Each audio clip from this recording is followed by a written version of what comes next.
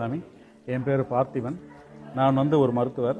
ஐயாவை நான் சந்தித்தது 1/3/2018. ஸோ நான் ஐயாவை சந்தித்த முதல் நாள் அதுதான். அன்றைக்கே ஐயாவிடம் நான் உபதேசம் வாங்கிட்டேன்.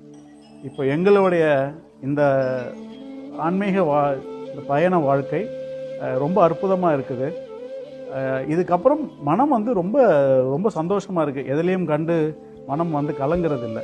ஸோ இப்போ எங்கள் சீடர்கள் எங்களுடைய அனுபவத்துக்கு ஏற்ற மாதிரி ஐயாவிடம் கேள்வி கேட்பதற்காக இன்றைக்கி இந்த ஒரு கேள்வி பதில் ஐயாக்கிட்ட நாங்கள் இது பண்ணியிருக்கிறோம். நாங்கள் ஸோ ஆகையால் இன்றைக்கி இன்னும் நாங்கள் கேள்வி பதில் ஆரம்பிக்கிறோம் ஐயாக்கிட்ட.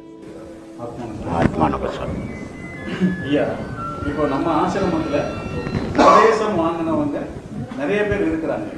உபதேசம் வாங்கினவர்கள் மனம் தளராமல், மனம் நம்ம அக்கா கூட கேட்டாங்க, பந்தி மனது அப்படின்ட்டு அங்கேருந்து பாயுது.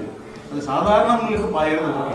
உபதேசம் வாங்கினவங்களுக்கும் அந்த பாடத்தில் உட்கார விடாமல் அந்த மந்திங்கிற மனது பாயாமல் பாடத்திலேயே இருக்கும்போதும் சரி, பாடம் செய்யாத நேரத்திலும் அந்த மனது ஒரே பொருளில் ஒரே விஷயத்தை நோக்கி இருக்குது. நீங்கள் கூட பட்டினத்தர் பாட்டு அடிக்கடி சொல்லுவீங்க, ஏத்தொழில் செய்தாலும் ஏதபத்தை பற்றாலும் மூத்தர் மனம் தனத்தே. அப்போ எந்த தொழில் செய்தாலும் எந்த வேலையில் இருந்தாலும் உங்கள் மனசு அந்த பொருளையே நாடி இருக்கணும்னு சொல்கிறீங்க. உபதேசம் வாங்கினவர்கள் பாடம் பண்ற நேரங்கள் தவிர மற்ற நேரங்களும் மனம் அதையே பற்றி இருக்கிறதுக்கு வழி. நான் 1998 உபதேசம் கொடுக்குறேன். இந்த 1998 குறைஞ்சபட்சம் 22 வருஷமாக நான் உபதேசம் கொடுக்குறேன். இந்த ஆன்மீக பேச்சுன்றது ஒரு 30 வருஷமாக நான் வெளி உலகத்துக்கு சொல்லின்னுக்கிறேன். என்னுடைய வயசு இப்போ 73.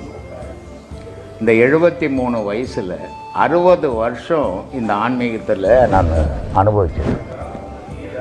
ஆன்மீகம்ன்றது எதுவோ ஒரு குருக்கிட்ட போகணும், உபதேசம் வாங்கிட்டேன் நான் ஆன்மீகவாதிங்க அப்படின்னா அவன் தன்னையே தான் ஏமாற்றிக்கிறான்னு அர்த்தம்.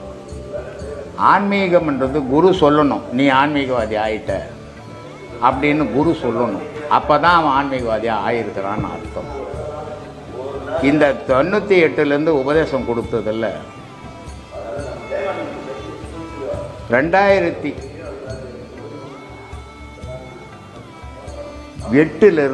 6 உபதேசம் கொடுத்தேன். அது அண்ணா நகரில் சவுத்து காலனின்ற சொந்த குவார்ட்டர்ஸில், ரயில்வே குவார்ட்டர்ஸில் இருந்தேன். அப்போ அங்கெல்லாம் கொடுத்தேன். அதுக்கப்புறமா ஆசிரமம் கட்டணும். ஆசிரமம் கட்டி குறைஞ்சது ஒரு 5000